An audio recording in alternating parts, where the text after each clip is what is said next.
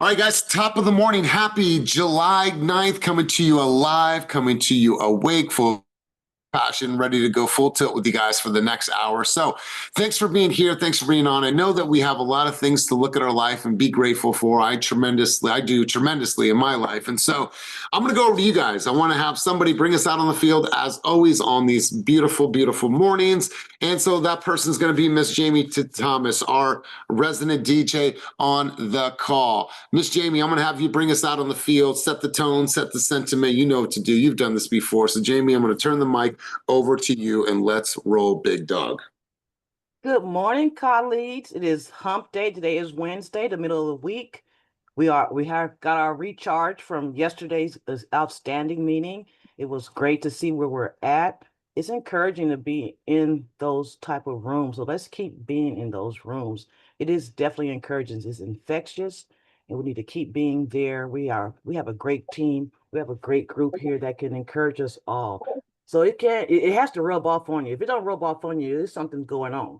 Something is going on internally if this kind of energy is not rubbing off for us to do better every single day. So let's get it. It's hump day. Let's see what we can do for today. All right. And listen, you guys, the reason I called on Jamie is because I saw her face first off, her camera was on. But in this session, we set a goal and she held herself accountable. What was that goal and what did you hold yourself accountable to? I did 2 Instagram reels and I don't like them, but I did it. So I'm getting better and better. So I just wanted to stick to, keep my word. And so keep on pushing and doing that. So I will keep it up. 2 more this week. I think I lost you for a second there, Jamie. I'm back though. 2 reels from this last week, correct? Yes, that's correct. And so I'll have 2 more to post by Friday. All right, cool. And what was it? How did you get over that hump? I know that we all have those challenges sometime. I don't want to like the way I sound. I don't like the way I look. Fuck all that. Yes, I don't like all the above, but I did it. I just did one saying, just telling people, hey, your pre-approval is power. That's going to determine where you're going to live. So to get that pre-approval done before you window shop. So I said something like that outside in front of my house. And then I just did one on like way back Wednesdays is the days I come in here and get on the 1s and 2s and play something for the day, what song I had for the day. So just something just saying, hey, this is hump day. I had a great day. This is the music for the day. So set the tone for something like that. All right, good, good. I'm actually going to, I got to look around the room. Ashley, are you here? I am here. All right, Ashley, I'm going to make you co-host because I've been on calls all morning. I've had no challenges at all, but in case I have a challenge, I'm going to pass the mic to you. You're just going to continue the flow. Make sense? All right, sounds good. All right, guys. So we are here. We obviously talked about mid-year, where we are at as a team, as a company, as an industry. And listen, I said this in person yesterday. I'll say it again today.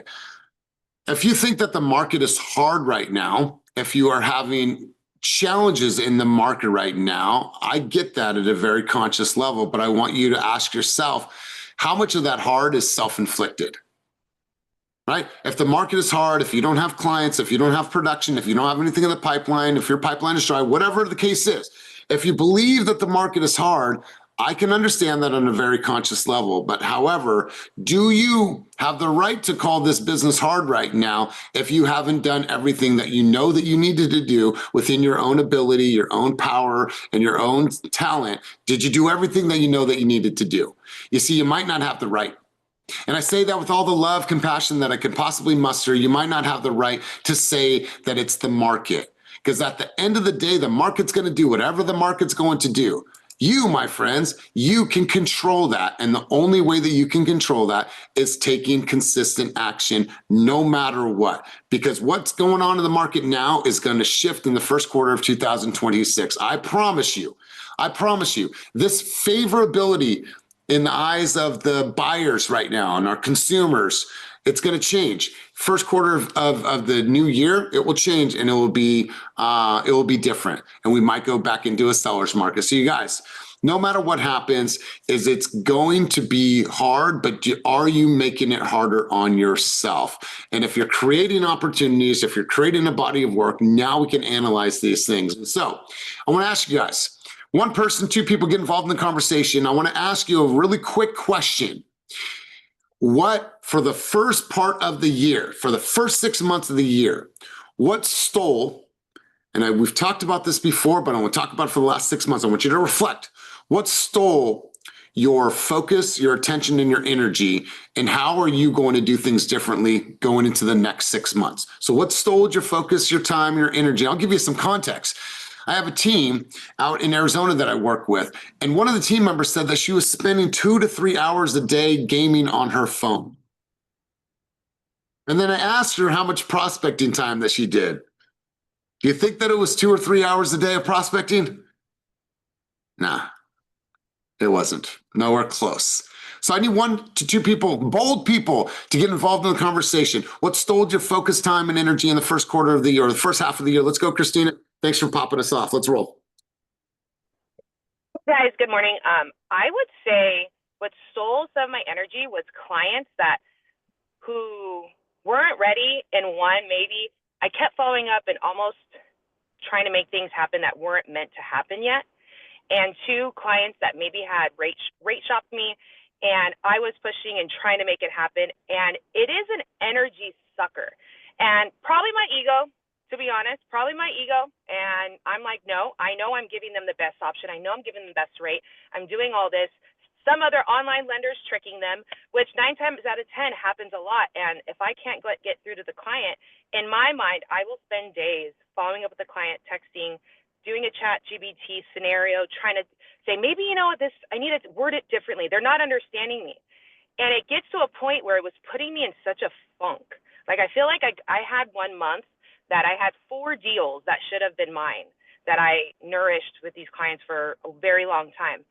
And it was a roommate convinced one buyer not to buy, then a dad got involved, you know, all those stories. And it bothered me so much. And then I was like, why am I letting this put myself in such a funk? Like, there are clients that want to work with me. There are clients that are super engaged and responding, and I need to put my energy in that. I need to put my energy in my realtor partners that are like super supportive, and just some of that, it's hard to kick yourself in the butt. And I'm one that I'll kick myself in the butt. Like, I'm my biggest critic, but it was so funky going through that. I think it was probably a good 2 months that I was feeling like that, until I really just kept kind of like what the track you're on, going to the gym, staying disciplined in that, staying disciplined on my calendar and time blocking, and focusing on who I need to be focusing on. But that was something I want to just keep continuing on, and working with people that want to work with you. And that's really hard to just kind of take a step back and let go of that, when you know, and I think we all know that we're doing the best we can with all of our customers and giving it all our heart. But when they don't listen, there has to be a point, not saying give up the first or second time, because if you guys know me, you work with me, I will continue with the client until they tell me to stop. But there just kind of gets to a point where you're like, all right, I need to focus my energy somewhere else now.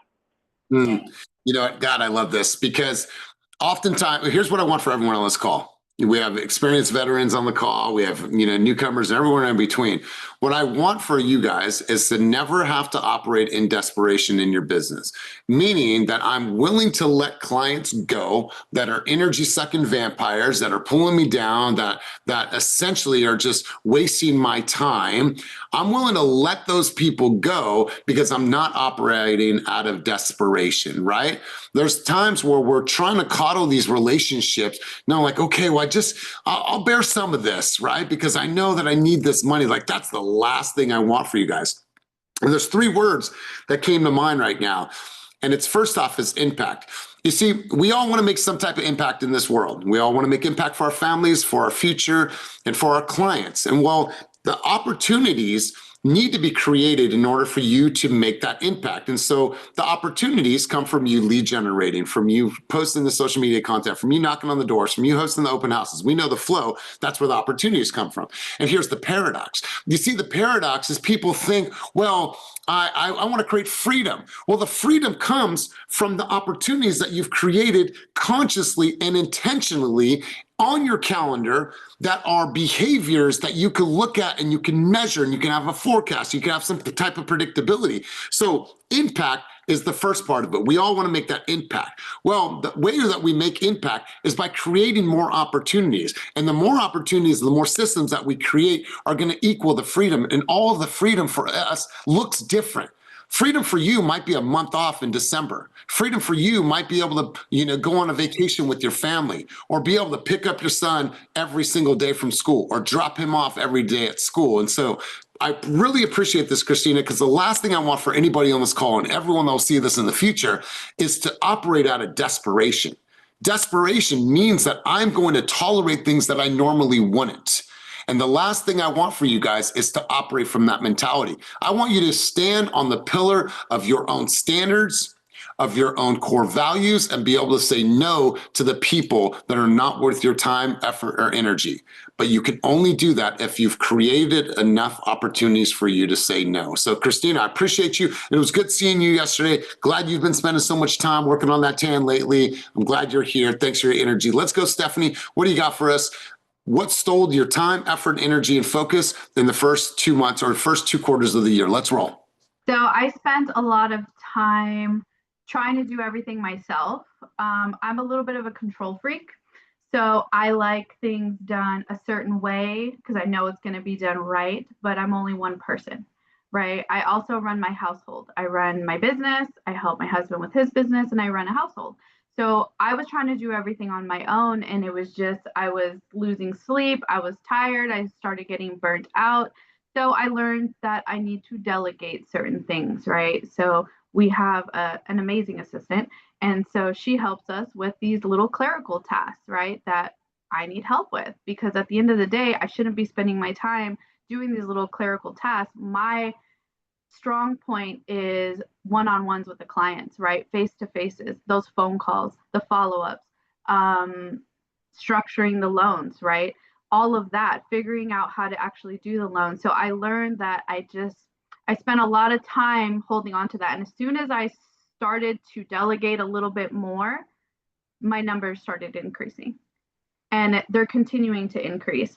So that was a huge eye opener for me, because for so long I've always been like I'm just a control freak. I don't know. I'm just like that. Like, I can't help it. I want to make sure it gets done right, but you got to trust your team. And when you find those team members you can lean on, like you guys have other team members you can partner up with, that's huge. Don't try to do everything by yourself. You can scale so much more when you have a strong teammate with you, and who you work with really does matter in this business, right? You got to have that strong team around you, which is why I love Team Fast. And I'm always trying to tell agents to go that way, because there's so many of you and you guys are all so strong and you work so well together, right? Our partnerships are everything.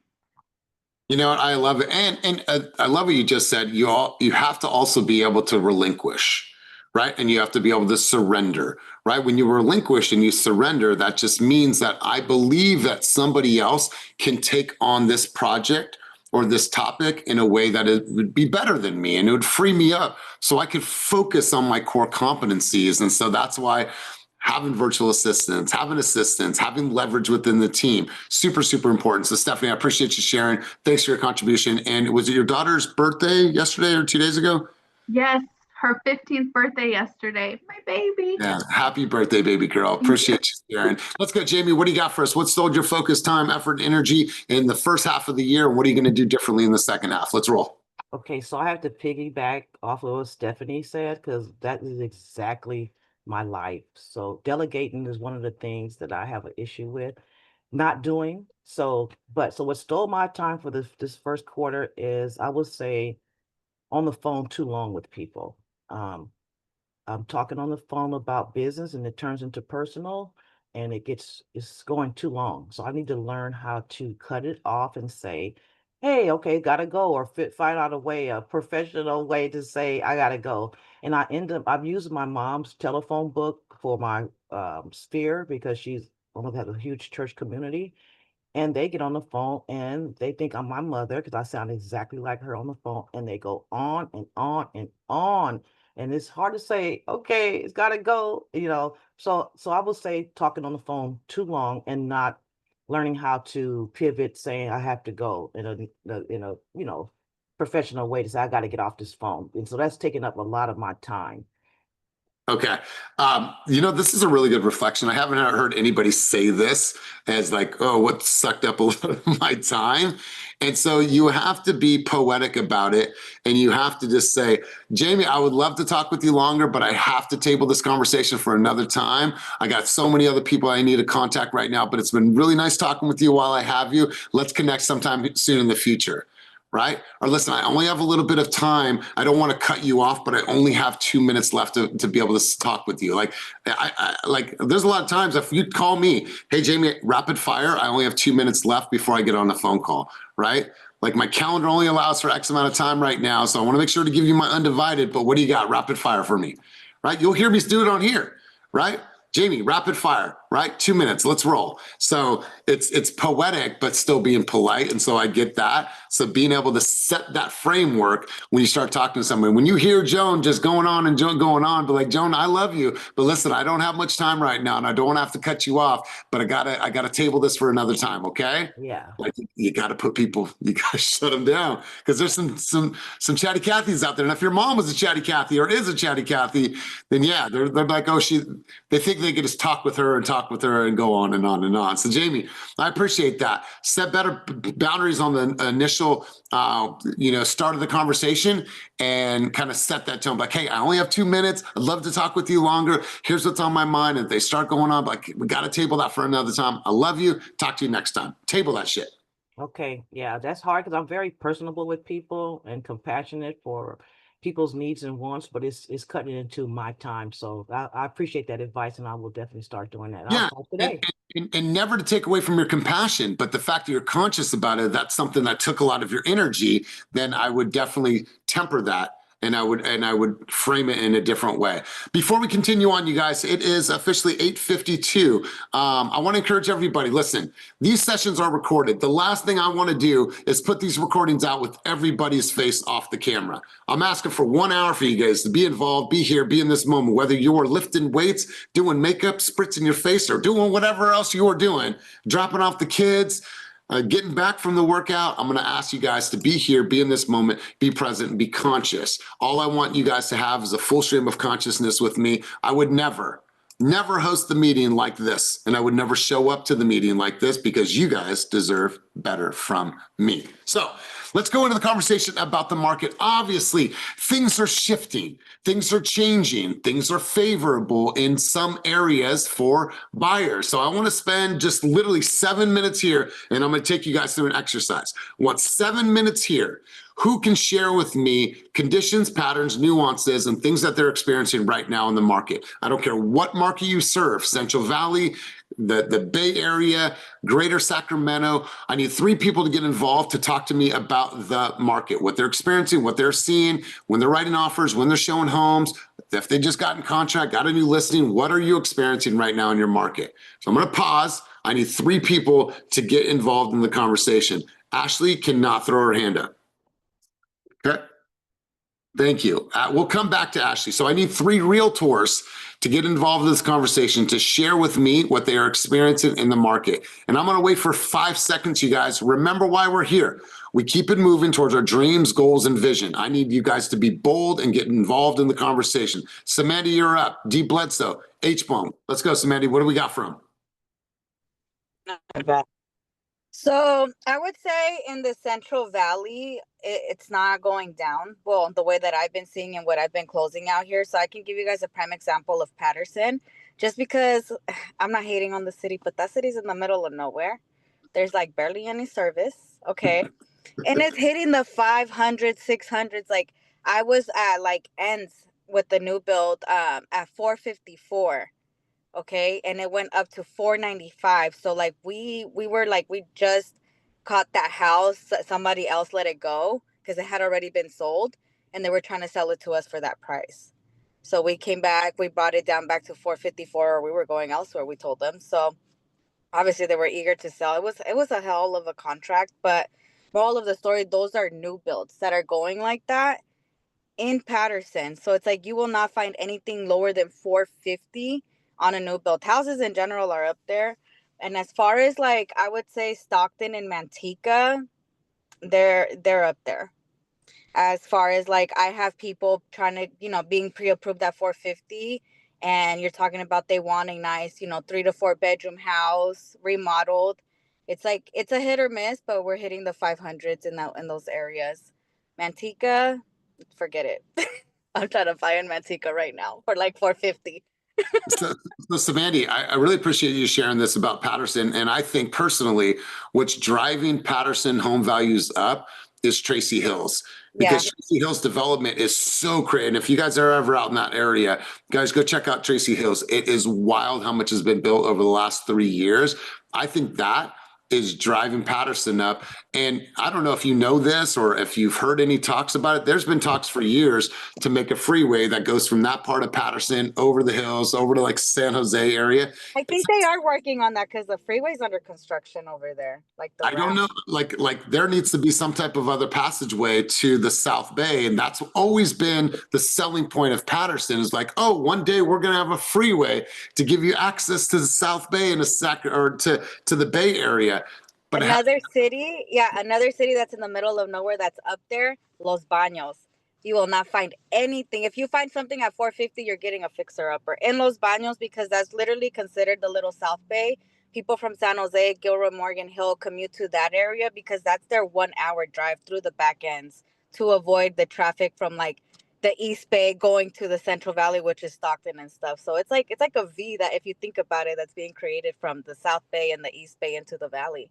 I think it's absolutely crazy to think that Los Banos is the hot place for people to buy homes. I think it's wild.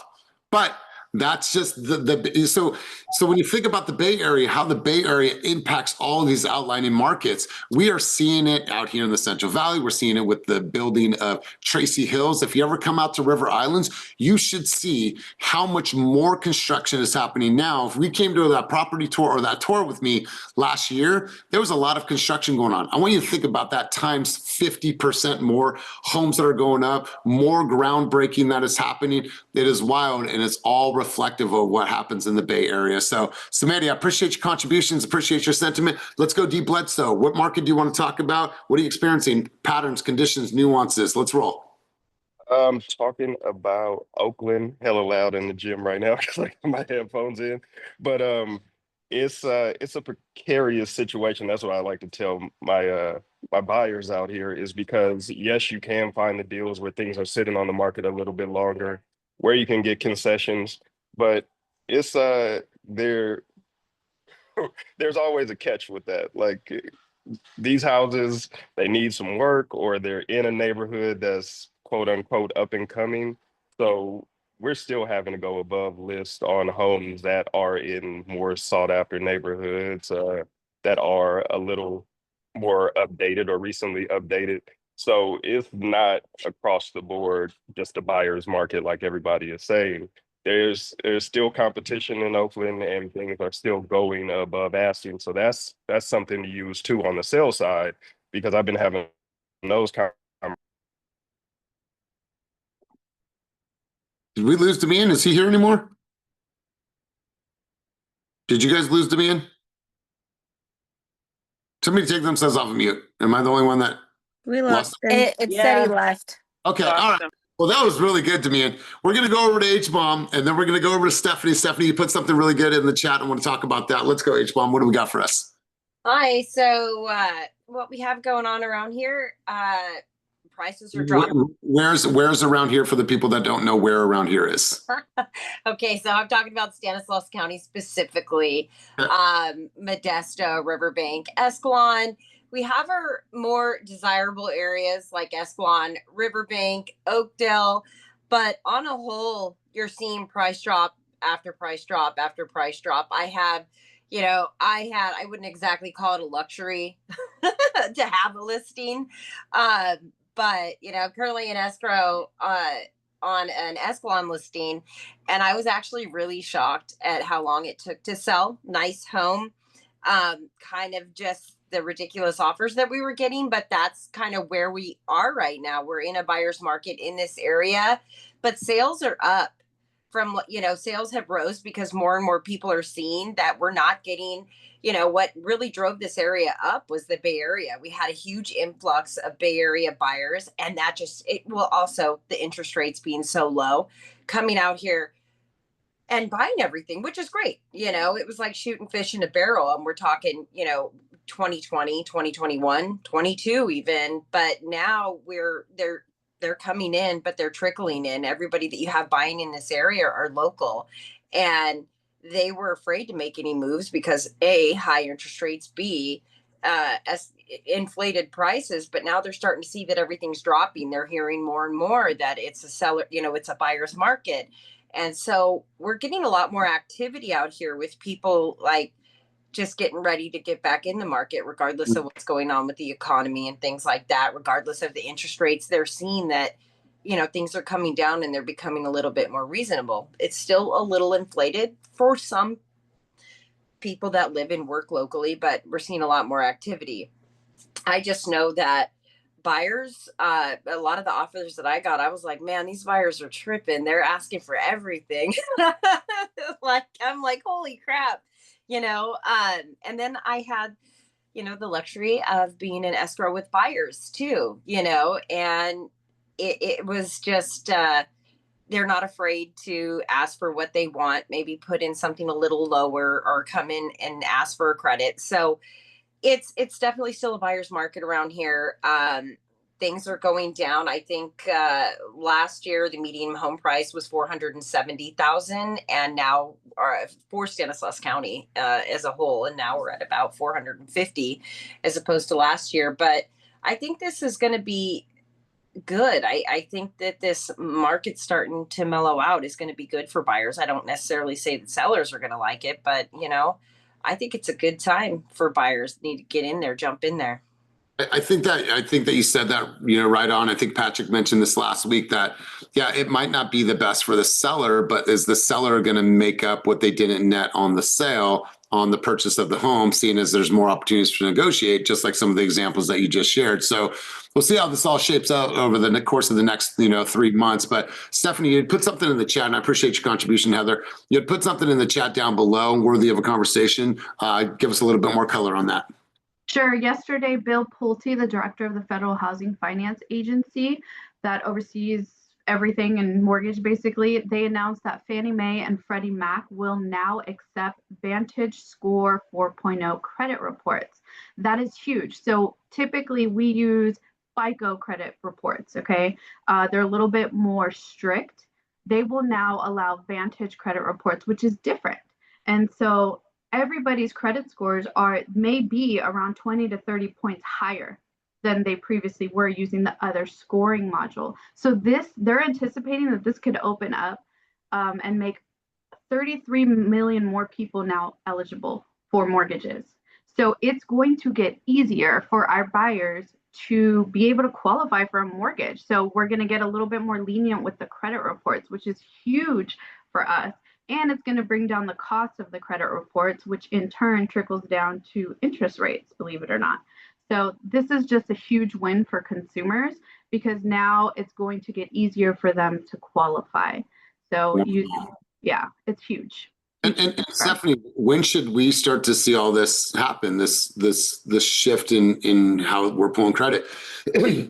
It's effective immediately. So I'm sure all the lenders are going to be updating their systems and making sure we could now take advantage of this fairly quickly because they did say it's effective immediately. But of course, the lenders need to get all their ducks in a row, right? So wow. It's huge. It's going to be huge for our consumers. Just one thing on that. And it's definitely awesome information, and you're 100% right. I mean, they came out and said that. I think Pulte caught a lot of people off guard because he just tweeted it. It wasn't any kind of a official announcement. He just tweeted that, and he's the head, so he can do whatever he wants.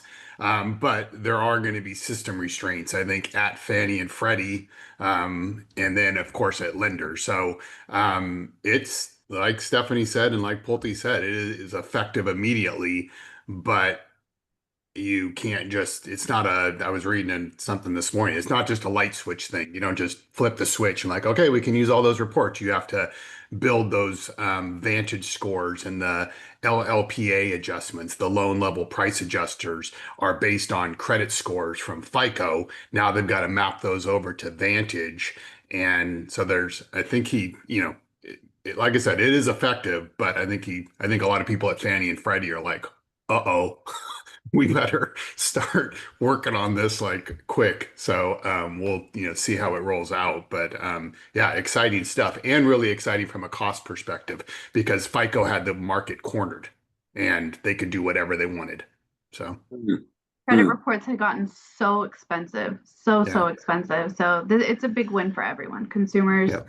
lenders, realtors. So you can definitely, I would start advertising that now. It's definitely going to take time to get the ducks in the row, but it's huge. You know, it's getting easier now for them to qualify. So that's a win.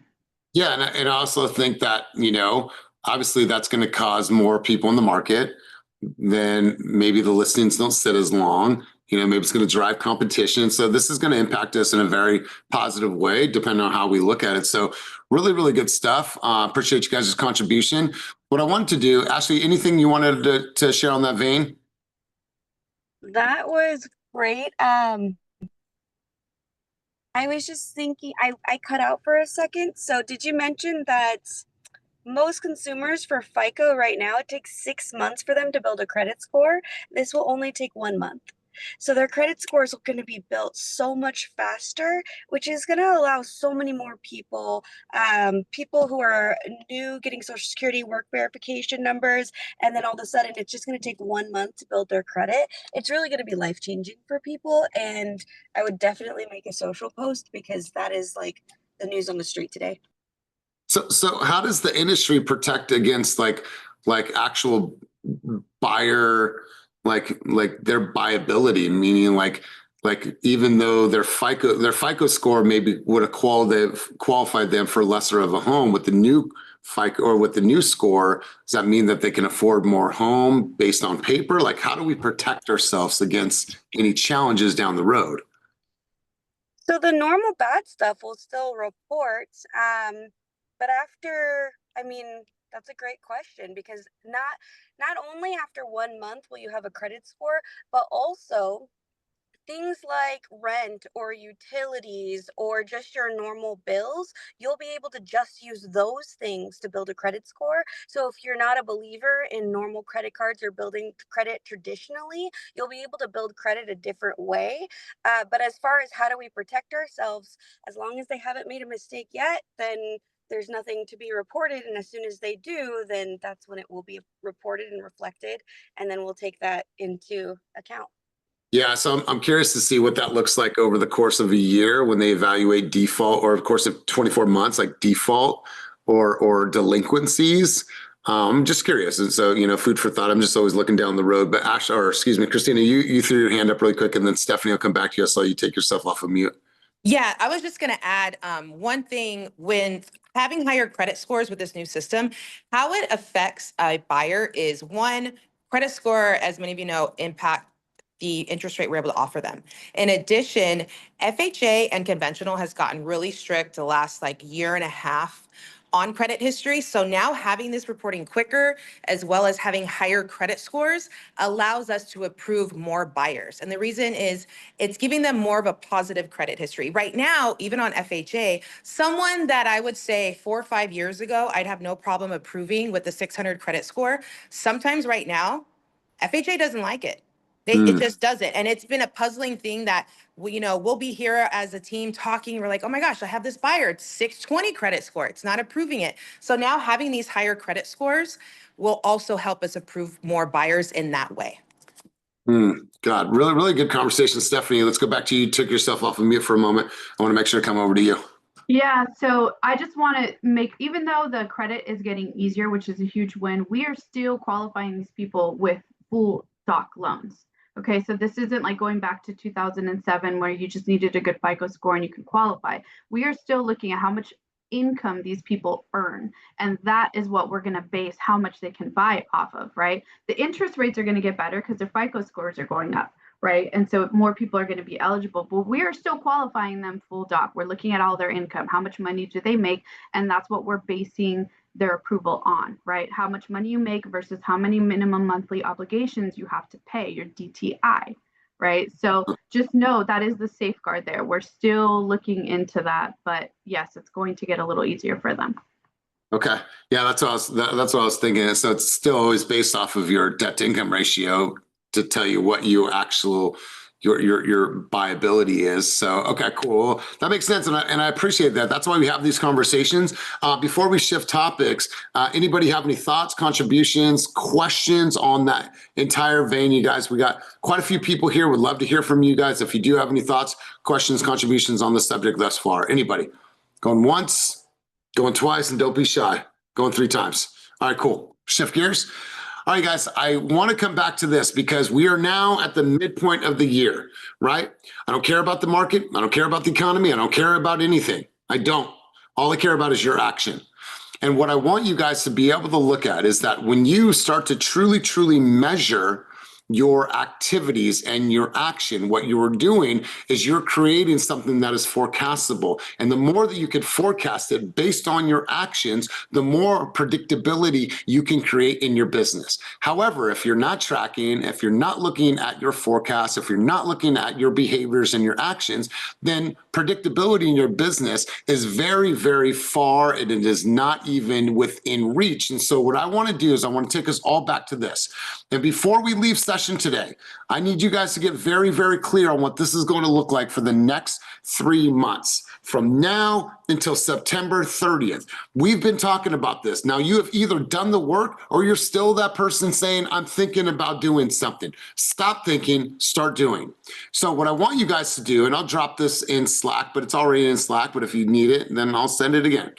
I want you to write your future date as September 30th. We're going to run a sprint, 3 months, July, August, September. I want you to put on there what your revenue target is from now until September 30th, and then what your profit is, what you'll actually make from that money. Now, what are the measurables? The measurables, and the most important measurable for you is going to be conversations. Conversations come from calls, come from door knocking, come from open houses, come from social media. You guys know the pillars. Well, the conversations are things that we need to truly, truly measure. And now as we go further in the conversation, that's obviously going to lead to buyers in contract, BRBC signed, listings taken, so on and so forth. So you have to know your activities and how they're measured so you can have a forecastable business to create more predictability. I want you guys to look at your business for 3 months. What I want you to do is focus on your rocks. You guys, I'm saying this again because it is of the utmost importance. Your rocks are the operational efficiencies that support the big picture of your business. And a rock, for example, could be your calendar, right? And when we think about the calendar should be reflecting your ambition. It should be reflecting all the things that you need to do that are going to move your business and needle forward. This is an example, and I always show this to you guys because I want you to understand that what you're doing within your calendar is itemizing and systematizing your choices and the energy that is needed for all those choices. That is a direct rock. The rock is the boulder that does not move. What we focus on is pebbles and sand and dirt around that big rock. But what we need to do is create the big rock that is the immovable in our business. So what we need to understand is that maybe a rock is my calendar, right? Maybe a rock, it's not a maybe, this should be a rock if it's not in place. A rock is your fitness, You should have a rock that says, I am working out X amount of times every single week, 3 times per week, 3 days a week I'm walking 2 miles, 3 days a week I'm hitting the gym, 3 days a week I'm doing yoga. I don't care what it is, but a rock for you should include some type of physical activity. That is a rock that is a non-negotiable, no matter what. A rock should be centered around your fitness. And I heard something the other day, and I think I saw it on Cece's wall, and it stated income. And I want to share this thought with you. Income happens on the inside. And I thought this was a really profound way to look at it, and stay with me. You see, we always think about income as the money. Well, the income happens within, and then the outcome is the money that we get. Because the income is your self-worth, the self-validation, the self-acceptance, the self-esteem, because those are all the things that we're doing internally. So if you want to have an outcome of money, meaning the revenue and the profit, then you have to start doing the internal work. And the internal work means getting organized, being clear with your mindset, making sure that your emotions are in check, making sure that you're moving your ass and moving your body and sweating and focusing. That is the true income. The outcome and the byproduct is you just making money.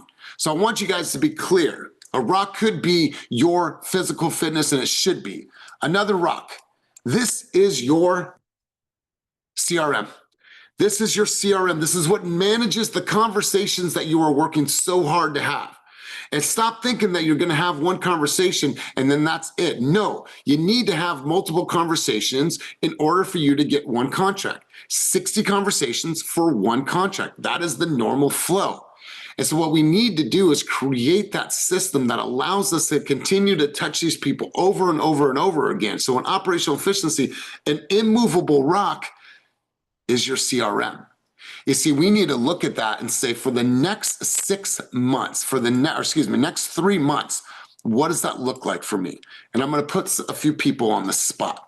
And I don't want you guys to think that I'm challenging you, but I'm challenging you in this moment. Jamie, from now until September 30th, how many conversations do you need to have in order for you to hit your target, or at least be close to? At least 100.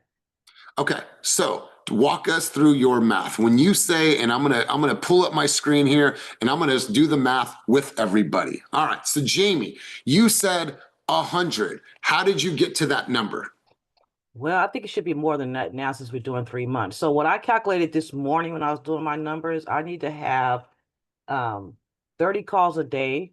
So I have 3 hours of call time because I work part-time. So that means I need to have 10 conversations per hour.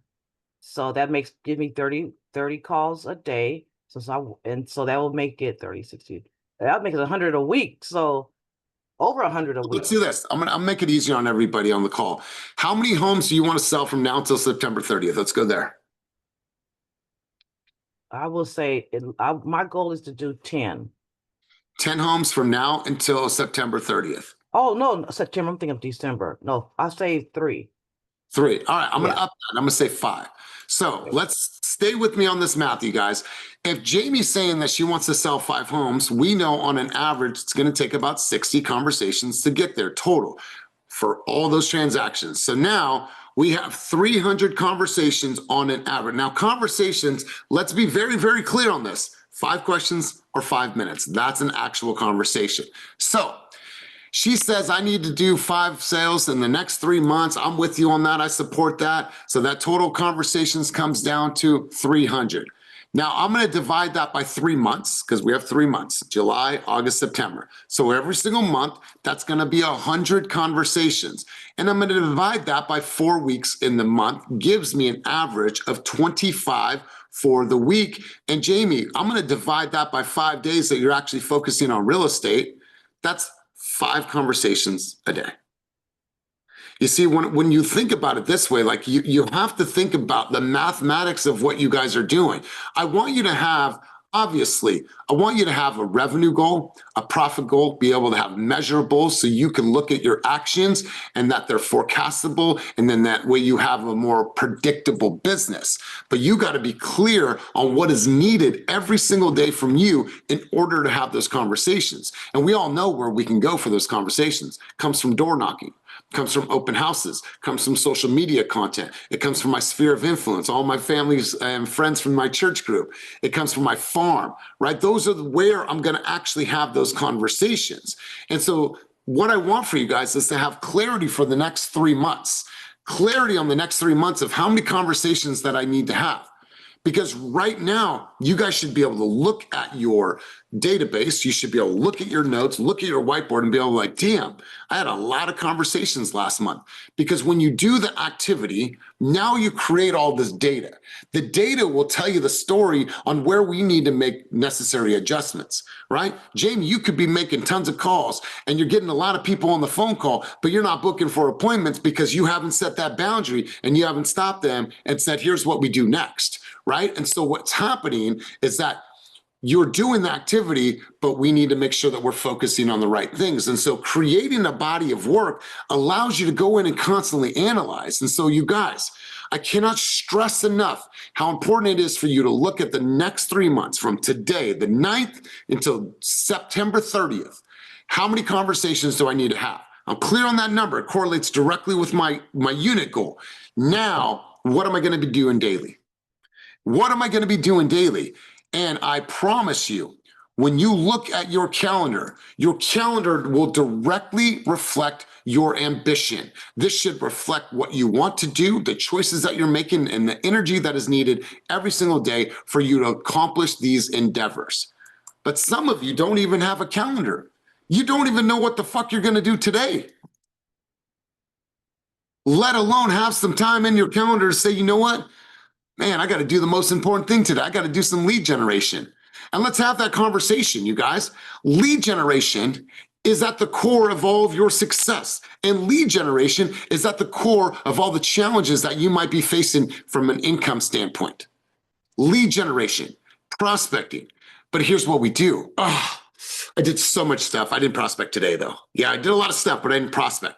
We find every single reason on the face of the planet to not stay consistent with prospecting. Why?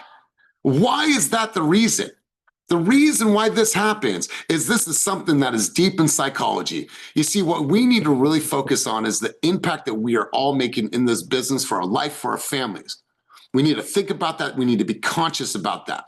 And you see, when you think about this and you have this spiritual connection to actually prospecting, that phone call is going to change someone's life. That appointment's going to change someone's life. That appointment that you go on for that listing is going to help a family close a chapter of their life, open a new chapter of their life.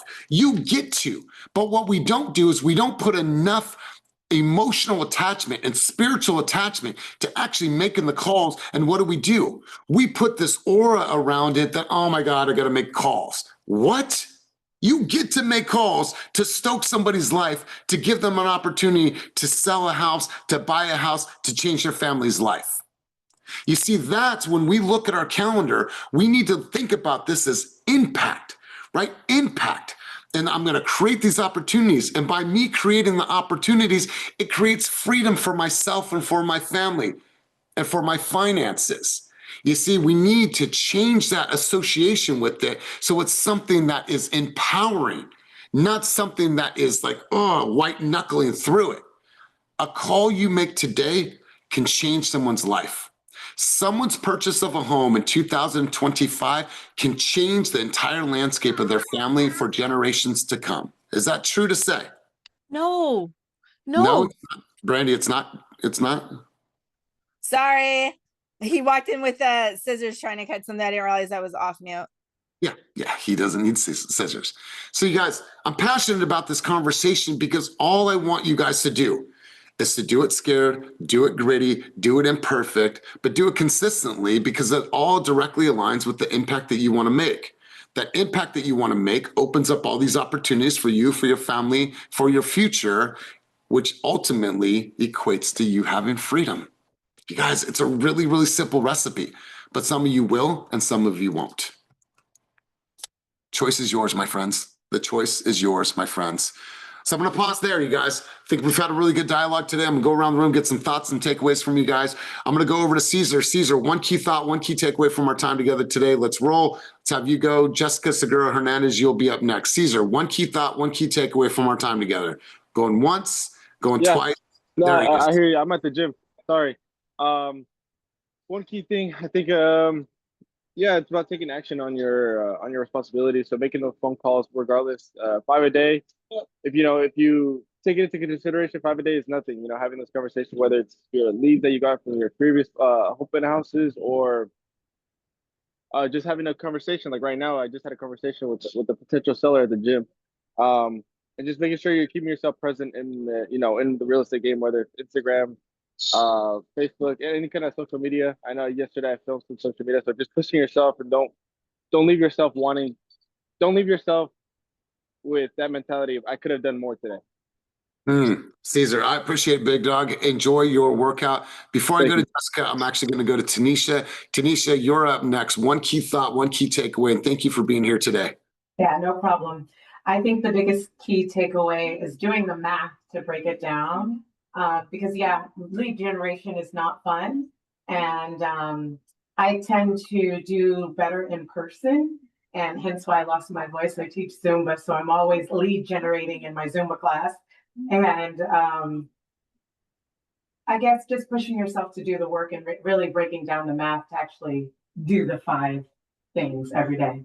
Yeah. And Tanisha, at the end of the day, if the prospecting or lead generation will lead to you having more opportunities to share your energy face to face, belly to belly, right? So if it's something that you truly desire, you know that you do well in that type of atmosphere, then create more of that for you, right? Create more of that for yourself. So Tanisha, good to see your face. Jessica, I'm going to call on you one more time. One key thought, one key takeaway before we close out. Are you there? 1, 2, 3. All right. Yes, loading my car. Hi. One key takeaway is continue tracking. Continue tracking my numbers and figure out how many homes how many homes I want to sell until September 30th.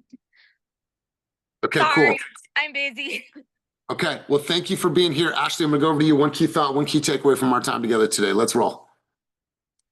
One key thought is that you should do a reel with this math, because you've said it so often and I love math and it still hasn't stuck in my brain. So I think it would be a great resource for people to go back to, because it's an ever moving target. It's like today I'm this percentage of my goal, but I might need to redo that math because I might be behind a little bit and I might need to up my conversations a little bit. So it's something that we should be doing regularly to go, okay, we're this percentage of the year. I'm either behind, I'm ahead. Let's redo the math. How many conversations do I need to have now to make sure I'm caught up so that at the end of the year, I really hit my goal? I love it. All right. So by the end of the day tomorrow, I'll drop it. Awesome. All right. Thanks for the accountability. I appreciate that. I think I've done one a long time ago, but it's been a minute. So I appreciate you. Thank you for your contribution. We'll go one more contribution. Nikki, one key thought, one key takeaway from our time together today. Let's roll.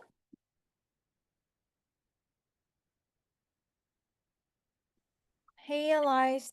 Hey, guys. Good morning. The takeaway from today is basically a consistency. So I feel that some days I'll have just really challenging days where I'll take like one day off just for my mental health.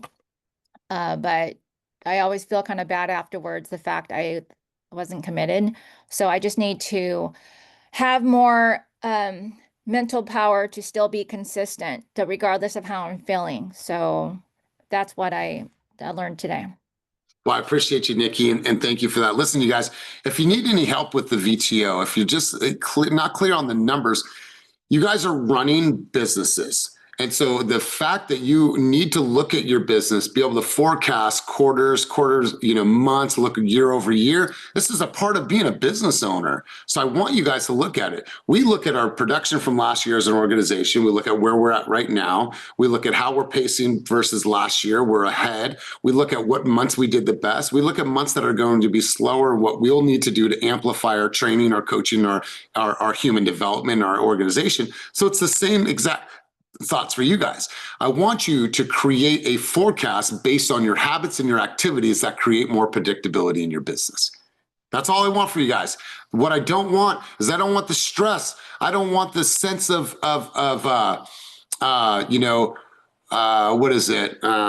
desperation. Right? I want urgency, but I don't want a feeling of like, oh my God, I'm desperate for money that I'll take anything. You guys, I just want a sense of urgency, and that comes from you always staying in motion. So you guys, Really good session today. Thank you for all your contributions. Thank you to our lender partners for being here. What's cool about our lender partners is they never ask for anything. They're always providing value. However, you guys are choosing them to help your buyers. That's what I love about this, is that they never ask for anything. They never ask for mic time. They're just always here to provide value and also be students themselves. So gotta love that. I gotta appreciate that. So thank you guys. Have an amazing, amazing day. If you need anything, you know where to find me. And as always, keep it moving toward your dreams, goals, and vision, and make today a day that truly matters. Peace.